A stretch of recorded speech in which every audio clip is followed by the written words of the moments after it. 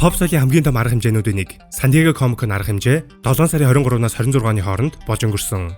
Тус арга хэмжээнд pop соёлтой холбоотой маш олон мэдээлэл, announcement, шинэ трейлерүүд гарснаас өнөөдрийн бичлэгээрээ онцлох нь Avatar студийн ээлжид бүтээл Korra-гийн дараачийн аватарын тухай өгүүлэх Avatar 7 Heavens-ийн teaser. Энэхүү teaser-ийн хувьд сонирхолтой, онцлог зүйлстэй, мөн ойлгомжгүй асуулт үлдээсэн эсгүүд ч бас байлаа. Цаашаа өөр дэлгэрэнгүй зүйлс харуулах шинэ трейлер ч бас гарна гэж найдаж байна. Ямар ч тач цуврал маань ердөө 2 сарын дараа буюу энэ жилийн 10 сарын 9-өөс Paramount Plus дээр гарч эхлэх юм. Нийт 2 бүлэгтэй, нэг бүлэг нь 13 ангитай байхаар төлөвлөсөн. Өөрөөр бол нийт 26 анги гарна гэсэн үг. Гэхдээ энэ төлөвлөгөөнд цуврал хэр байхаас хүмүүс ирэх үцгээс шалтгаалan өөрчлөгдөхийг үгүйсэхгүй.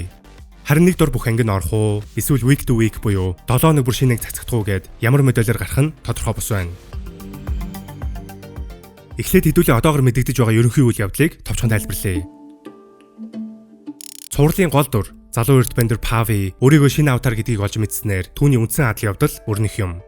Учир нь энэ цаг үед бидний мэдих ертөнц сүрлийн ирмэгдээр ирж бүх зүйл оронгороо иргсэн пост апокалиптик ертөнц байх юм. Дөрвөн улсын тогтолцоо гэж үгүй болсон нэмээд тэр чигтээ сүрлийн дараах ертөнц учраас бидний мэдих энэхүү газрын зураг тэр чигтээ өөрчлөгдсөн нь гарцаагүй. Ямар ч тач тэрхүү сүрлээс болж бендер бол нон бендер хүмүүс хоорондоо холилдож 7 бүс нутагт хуваагдан амьдрах болсон. Харин түүнийг нь 7 Heavens гэж нэрлэдэг байгаа юм. Харин энэ бүхний бурууг өмнөх аватар Korra гэж үзэж байгаа бөгөөд үүнээс үүдэж аватар байна гэдэг хүн төрөлхтнийг аврагч бус эсэргээр хүн төрөлхтнийг сүйтгэж хэмээн нэрлэгдэж хүмүүс болон сүнснүүд аль аль нь түүний араас хөөх юм. Яг юунаас болсон? Аватар Korra үнэхээр буруутай юу? Эсвэл буруугаар ойлгоцсон уу гэх мэт нарийн дитейл одоогоор байхгүй байна. Магадгүй The Legend of Korra зурлалын төгсгөлд бүгд найрамд хотод шинээр үүссэн сүнсний ертөнцтэй холбох портал үүнтэй холбоотой ч байж магадгүй юм. Харин энийг сонссон Korra хейтерүүдийн жинхэнэ бахан ханжаах шүү гэлээ. Гэхдээ би бол Korra кинээс ч өмөрнө. Ямар ч тач үүний учир шалтгааныг хэдүүлээ цуурлаа үзэж байж л мэдэх байх. Гол дүр Pavi-гийн хувьд энэхүү цувралд өөрийгөө шинэ аватар гэдгийг олж мэдхээс гадна үргэлж хүмүүс болон сүнснүүдэд төөгдөж нэмээд төрөлцсөн ихрээ олж өөрийн нууцлаг орижин түүхийг тань мэднэ. Харин түүний гол үүрэг бол энэ бүх хэцүү зүйлийн хажуугаар 4 элементийг сурч 7 Heavens-ыг аюулаас аврах юм. Мөн түүний төрөлцсөн ихэр орижин түүх нь цувралын гол элемент байх бөгөөд цувралын зүгээс ихрүүдийн нууцлаг түүх гэж онцолж байгаа нь учиртай баг. Өнөөдөр бас Pavi маань анхны хөгжлийн бэрхшээлтэй аватар гэдгээрээ онцлог болж байгаа. Мөн анхын цувралыг зарлахдаа хоёр ихэр аватар гэх ойлголт өгч байсан бол тийзер дээр тэр талыг нь огт харуулсангүй. Эсвэл би буруу ойлгосон ч байж магадгүй. Ямар ч тач хоёр ихрийн аялалд нь Jay гэхээр бендер туслаад явах юм байлаа. За одоо тийзер рүү оръё. Хамгийн ихний хэсэг дээр бид том авслаас бүрдэх сүрсэн газар нутгаар гол дүр Pavi маань гид нэртэй Cat Monkey-гоо унаад явж байгаа нь харагдана. Анги Appa гэх агарын сарлаг, Korra Naga гэх цагаан багуун хуунаж нөхөрлөг байсантай адил гид нэртэй Cat Monkey буюу бичим уур гэх юм уу да. Тим амтан Pavi-гийн амтан найз нь байх юм. Харин газар нутгийн онцлог, газраас гарч ирсэн кристаллуудыг харахад хуучнаар бол газрын хаант усын нутаг дэвсгэрвэж магадгүй юм. Угаасаа ч аватар сайклынхаа дагуу газрын хаант усаас шинэ аватар маань төрөх ёстой. Харин тэнгэрт туйлын туяа харагдаж байгаа нь Korra сүнсний порталыг нээх үед мөн сүнснүүд 50 байх үеийн туйлын туяатай төстэй харагдана. Тэгэхээр яг энэ хэсэг дээр бол сүнснүүд арай тайван байдалтай байж магадгүй юм. Ямар ч тач цаг өөр байгаа орчинг харахад аялахад тимч тухтай биш гэдэг нь харагдана. Үүний дараа Pavi маань өөрийнхөө ихрийг олж өөртөө нь яагаад адилхан байгааг асууж буй хэсэг гарсан.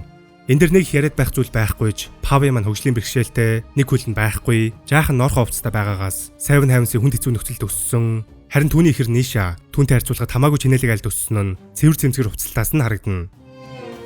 Үүний дараа цувралын гол үйл явдал өрнөх Ellora хот гарах ба Ellora бэлэн байх хэрэгтэй гэж хэн нэгэн хэлнэ. За энэ хотыг ямар учиртай, яаж бий болсон гэдгийг мэдэх юм алга. Ямар ч тач энэ цаг үед хүн төрлөختөн 7 бүс нутагт хуваагдсан. Тэгэхээр Ellora хот тэдний нэг байх боломжтой. Энэ тэнд босон том ханнуудыг харуул Ba Sing Se-гийн суурин дээр босон ч байх магадaltaй. Ямар ч тач хотын дизайн зураглал бол маш их таалагдж байгаа. Үүний араас энэ ертөнц яагаад пост апокалиптик вэ гэдгийг харуулсан том сүрлүүд, шуурга, цунами гэх мэт зүйлсийг харуулсан. Үүн дээр Ellora бэлэн байх хэрэгтэй гэдгийн араас учир нь эртээр үед өвөг дайдс маань бэлэн байгаагүй. Харин аватар бидний урамыг хугасан гэж ярьдаг. Энэхүү ярьж байгаа дүрийг Pavi Nisha хоёртой хамт яваа Airbender Jay гэж бодож байна. Үүний араас аватар стейдэд орсон Korra гарч ирэн галдан шатаж буй хотын дүрсийг харуулж байгаа нь Korra яг юу хийсэн бэ гэдэг дээр нэлээд том асуултыг үлдээж байна. Ямар ч тач Korra харахад нэлээд evil, хорон санаатан шиг болсон байгааг харж болно.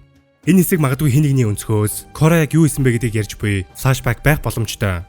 Харин шатаж байгаа хотыг анх үзээд бүгд найрамдах хот гэж бодож байсан ч барилгын дизайныг харуул Suyin Bayfong-гийн байгуулсан металл бандеруудын хот Zafu гэдгийг мэдэж болно.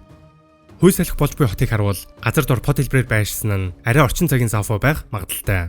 Учир нь Zafu хот яг иймэрхүү байдлаар өөрсдөө хамгаалах системтэй гэдгийг The Legend of Korra дээр бид үзсэн шүү дээ. Цаг үе өөрчлөгдсөн, технологич дагаад сайжрах учраас бидний мэдэх хуучин Зафугоос арай өөр харагдаж байж магадгүй юм. Тэгвэл аврах том давлгаа ирж буй энэ хот бүгд найрамд хот байх боломжтой. Гэхдээ бас арай л өөр харагдаад байгаа юм л да. Учир нь хотын гол сүнсний портал байх ёстой, гүүр хөшөө гэд танигдах зүйл ихтэй. Харин тэдний аль нь ч харагдаагүй. Үүний дараа Airbender Jay маань Pavig-ийн гараас хатгаж буй хэсэг энэ үед тэдний дээрээс хар өнгөтэй хүйсэлж орж ирж байгаа нь харагдана. Яг хин нэгэн дайрсан уу үгүй юу гэдг нь тодорхой бус. Гэхдээ энэ ертөнц ямар аюултай вэ? Байнгын ийм сүрэл болж байдаг гэдгийг ойлгохын тулд оруулсан баг. Үүний араас Eloroгийн гадах шуургыг харуулж хотын хан дээгүүр Pavig болон Nisha-нар өөрсдийн Cat Monkey-г унаад явж байгаа нь харагдана. Сонирхолтой нь хоёр их хэрмэн хоёулаа Cat Monkey ундаг. Pavig-ийн Cat Monkey Git, Nisha-гийн хар өнгөтэйг Rookie гэдэг. Тэдэнтэй зэрэгцэн Jay маань маск зүүсэн цэргүүтээ тулдаж байгаа нь харагдана. Маскын дээр хээг нь харуул сүнсний ертөнцтэй холбоотой байхыг ч үгүйсэхгүй. Ямар ч тач энэ хэсгийн акшн нь дажгүй харагдаж байсан.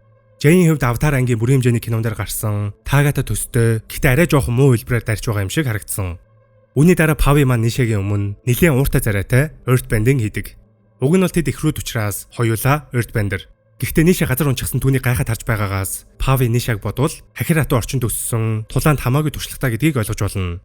Бас энэ хэсэг дээр тэр чигтээ улаан туяатай байгаа нь сонирхолтой. Тийзерийн төгсөл гарсан зүйлтэй холбоотой юу үгүй юу гэдэг асуулт үлдэж байна. За тэгэд нөгөө масктай нөхдүүдтэй тулдаж байгаа хэсэг ахин гарна.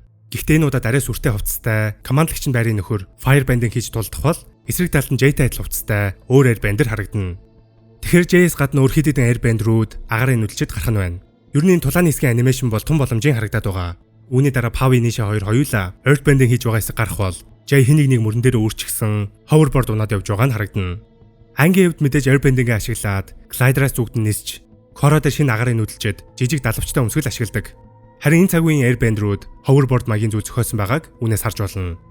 Pavig дахин Earthbending хийж байгаа хэсэг харагдах бол үүний дараа моцикл унсан хэсэг нөхдүүд элсэн зүйл алхаж буй агарын сарлгуудыг чиглээд явж байгаа нь харагдана. Ер нь энэ ертөнц тэр чигтээ Mad Max-ыг санагдуулж байгаа. Nisha Pavig тэрч харин Pavig нэгэн улаан зүйлийн урд өөрийнхөө тусгалыг харах мөчөд түүний баг үеийн флашбэк гараад өнгөрнө. Ямар тач шуургатай хэцүү газар Pavig маань хин нэгнээс салж байгаа нь харагдана. Үсэндээ зүүсэн байсан хавчаараар одоо бол нөмөргөө тогтож байгааг анзаарсан баг. Мөн хальтан гараад өнгөрсөн ч Nisha-гийн унаж буй хар өнгөтэй Cat Monkey-гийн толгой энэ хэсэгт байгааг харж болно. За тэгэд Pavig маань Git-тэйгээ явж байгаад Eloro хот сүрч байгааг хараад teaser маань ерөнхийдөө дуусж байгаа юм.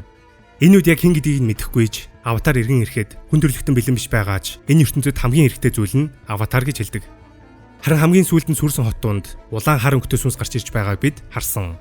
Дизайны хувьд арай өөрч гэлээ хүмүүрийн ярьж байгаачлан Vaatu байх магадлал маш өндөр. Vaatu-гийн хувьд иргэн ирэх нь цаг хугацааны л асуудал. Харин Rava Vaatu хоёрын лоор хоёр ихэртэй холбогдох уу? Магадгүй Nisha Vaatu-та нэгдэх чинь билүү хэм мэдлээ. Ямар ч тач teaser дээр маш олон зүйл гарсан ч яг тийм гэд хэлэхэд эргэлзээтэй асуултаар дөрвөн teaser байлаа. Энэ зурлын зураглал анимашн бол надад таалагдж байгаа. Avatar-ыг хамтран бүтээсэн Michael Dante DiMartino, Brian Konietzko нар Avatar The Last Airbender, The Legend of Korra, Avatar Aang The Last Airbender кино, за тэгээд мэдээж Avatar Seven Heavens гэх мэт бүтээлүүд бүгд нэг ертөнцид идэж тус тусын онцлог зурагlalтай, стилтэй байна гэдгийг хэлсэн. Энэ ч надад маш их таалагдж байгаа. Avatar Aang киноны зураглал ямар үзэсгэлэнтэй байлаа да. Харин Seven Heavens-ийн хувьд надад хамгийн их таалагдж байгаа нь орчны дизайн. Жишээ нь энэ газраас гараад ирсэн кристалл гэхэд л Scavenger's Reign гэдэг маш өрмөц зурагтай animated series-тэй их төстэй харагдсан. Нэмээд шинэ хотууд, сүрлийн дүрслэлүүд нь үнэхээр гоё харагдаж байгаа. Харин эсрэгээрээ дүрийн харагдах байдал, character design нэг л эвгүй, fan art юм шиг мэдрэмж өгöd байгаа. Гэхдээ хэн мэдлээ? Цувралаа үзээд эхлүүл арай илүү дасаад энэ мэдрэмж нь арилах бах. Мөн цувралын дөрүүдэд дуу оруулсан жүжигчдийг ч бас зарласан. Харамсалтай нь мэддэг хүн үнэхээр байхгүй мэн лээ. Харин өмнөх уран бүтээлчдээс гэвэл Avatar The Last Airbender, The Legend of Korra-гийн хөгжмийг бичсэн Jeremy Zuckerman энэ удаагийн цуврал дээр ч бас ажилласан.